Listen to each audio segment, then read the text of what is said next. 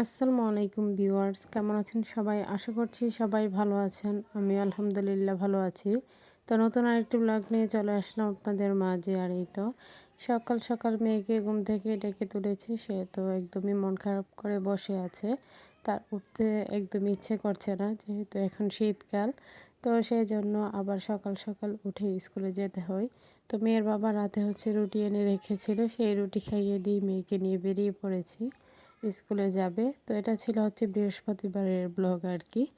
তো শুক্রবার তো আজ, তো শুক্রবারেরটা আগামীকাল আপনাদের মাঝে শেয়ার করব। তো এইখানে এই তো বাচ্চাদের নিয়ে চলে যাচ্ছি স্কুলে। তো সাথে আমার ভাসুরও ছিল। তো উনি যাচ্ছিলেন দোকানে আর কি।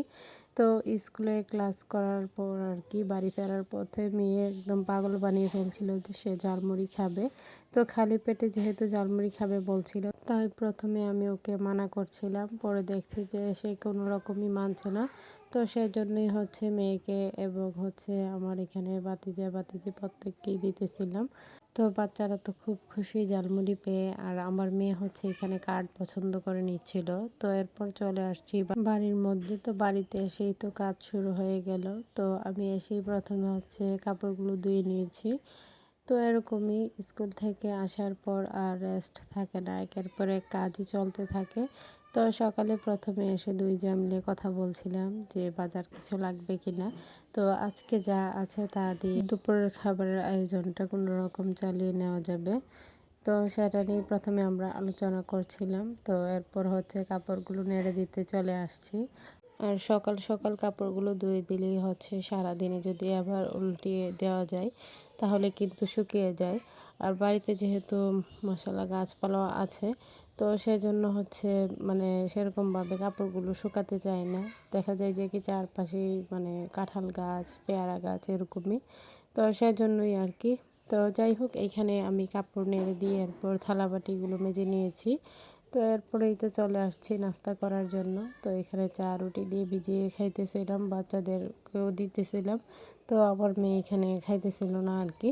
তো সেজন্য ওর চাটা রেখে দিয়েছি। পরে যা কিছু ছিল তা নিয়ে বসছি আর কি দুপুর রান্নার আয়োজনের জন্য। তো রান্নার জন্য তো কিছু আয়োজন করে নিতেই হবে। তো এখানে করেছিল কিছু টমেটো, আর এখানে একটা বেগুন ছিল, আর মিষ্টি কুমড়ো। তো এগুলোই কেটে নিয়েছি। তো যা কিছু ছিল আর কি, ফ্রিজেও মাছ ছিল যেহেতু, তো সেজন্য তেমন কোনো টেনশন ছিল না।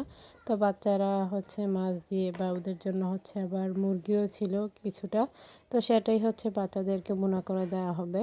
তো এইখানেই তো এই যে দুপুর রান্না মাছ ভুনা, সাথে ছিল গতকালকের বেগুনের তরকারি আর কি। তো বেগুন দিয়ে মাছ দিয়ে রান্না করেছিল, সেই তরকারিটা যেহেতু গতকাল কেউই খায়নি, তো সেই তরকারিটা। আর এইখানে ছিল মুরগি বোনা বাচ্চাদের জন্য। তো আলু কিউব কিউব করে বাচ্চাদের জন্য মুরগি বোনা করা হয়েছে। সাথে টমেটোর চাটনি আর মিষ্টি কুমড়ো ভাজি। তো এই ছিল আর কি দুপুরের আয়োজন। তো বাজার ঘরে না থাকায় সিম্পলভাবেই আজকের দুপুরের রান্নার আয়োজনটা করা হয়েছে। তো যাই হোক, যতটুকুই করা হয়েছে আলহামদুলিল্লাহ। দেখতে দেখতে যারা ভিডিওর এই পর্যায়ে চলে এসেছেন, শুরুতে লাইক দিতে ভুলে গিয়েছেন, তারা অবশ্যই একটি লাইক দিয়ে ভিডিওটি কন্টিনিউ করবেন। আপনাদের একটি লাইক আমার ভিডিওটি অনেকজনের মাঝে পৌঁছে দিতে সাহায্য করবে। তো এদিকে আমি ঘরটাকে ঝাড়ু দিতেছিলাম। তো ঘর ঝাড়ু দিয়ে উঠান ঝাড়ু দিয়ে নিব। তো বাড়িঘর পরিষ্কার না থাকলে একদমই ভালো লাগে না, তো আমার কাছে সব সময়।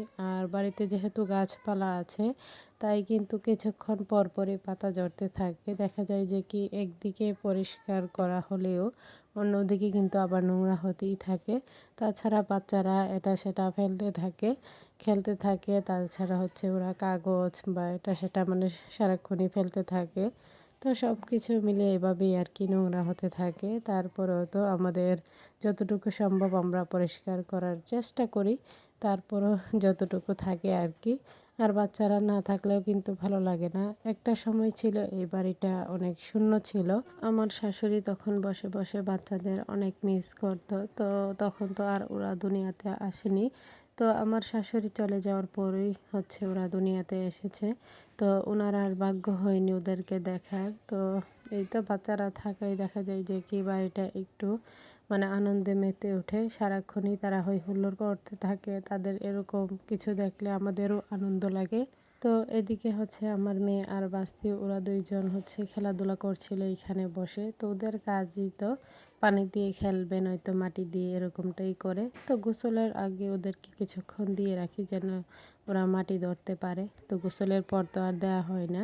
তো আপনাদের সাথে কথা বলতে বলতে আমার উঠান ঝাড়ু প্রায় শেষই হয়ে গেল। তো সবার কাছে আমার ছোট্ট একটি রিকোয়েস্ট, কেউ স্কিপ করবেন না, পুরো ভিডিওটি দেখে নেবেন। ভিডিওর কোনো অংশ দেখে যদি আপনাদের একটু ভালো লেগে থাকে লাইক কমেন্ট শেয়ার করে দিবেন। আমার ছোট্ট চ্যানেলটিকে সাবস্ক্রাইব করে বেল আইকনটি বাজিয়ে দিবেন। যারা নতুন ভিউয়ার্সরা জয়েন হয়েছেন তাদের কাছে যদি আমার ভিডিওর কোনো অংশ দেখে একটু ভালো লেগে থাকে সাবস্ক্রাইব করে পাশে থাকবেন। তো দুপুরে হচ্ছে বড় ভাই আসার সময় আর কি হাঁসগুলো ড্রেসিং করে নিয়ে আসছিল। তো আমরা দুপুরের খাওয়া দাওয়ার পর একদম রেস্টের পর আর কি বিকেল দিকে বসছি দুই যা মিলে হাঁসগুলো বেছে নিব। যেহেতু ড্রেসিং করে দিয়েছে সেই জন্য বেছে নেওয়ার তেমন কোনো প্যারা ছিল না। তো একটা হাঁসের মধ্যে পশম বেশি থাকে, সেই হাঁসের চামড়াটা হচ্ছে কেটে ফেলে দেওয়া হয়েছে। আর বাকিটুকু হচ্ছে আর কি পরে মানে আগুনের আঁচ লাগে, যেহেতু আমাদের এখন গ্যাস নেই তো হয়তো বা আগামীকালের মধ্যে চলে আসবে। তো হচ্ছে মাটির চুলা থেকে হচ্ছে আর কি মানে হাঁসটাকে ছেঁকে নেওয়া হয়েছে, সেই জন্য এরকম দেখতে কালো লাগছে। যাই হোক, এদিকে আমার যা বসে হচ্ছে হাঁসটাকে কেটে নিচ্ছিল। তো কেটে পরে আমরা এটাকে ধুয়ে হচ্ছে ফ্রিজে রেখে দিয়েছি।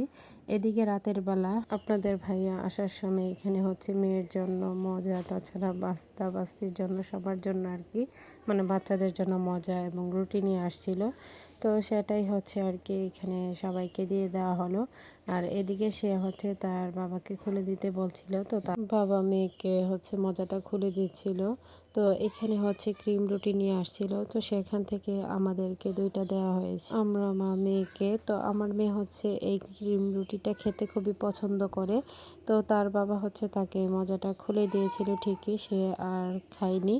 তো সাথে কিন্তু কেকও নিয়ে আসছিল, তো মেয়ে বলে দিয়েছিল তার জন্য যেন হচ্ছে কেক নিয়ে আসে। তো সে এরকমটা বলেই দেয়, খেতে দিলে আর খেতে চায় না। তো যাই হোক, সবাই ভালো থাকবেন, সুস্থ থাকবেন, আমার পরিবারের জন্য দোয়া করবেন। আশ্বিন ছাড়াকে দেখে সবাই মাশাল্লাহ বলে দিবেন। সামনে নতুন কোনো ভিডিও নিয়ে আবার চলে আসবো আপনাদের মাঝে। তো সেই পর্যন্ত সবাই সাথেই থাকবেন, ফুল সাপোর্ট দিয়ে যাবেন। তো আপনাদের ভালোবাসায় কিন্তু এই পর্যন্ত আসতে পেরেছি, সামনে আরও এগিয়ে যেতে পারবো। আল্লাহ হাফেজ।